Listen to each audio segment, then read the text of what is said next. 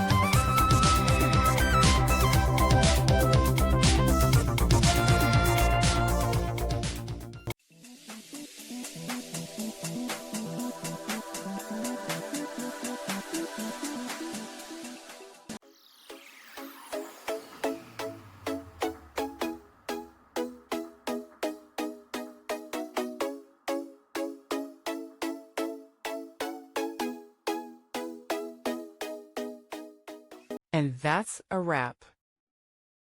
I hope you found the answer you were looking for. If you did, take a second to hit that subscribe button. It really helps out. And let me know in the comments which solution worked best for you. See you next time in the debug zone.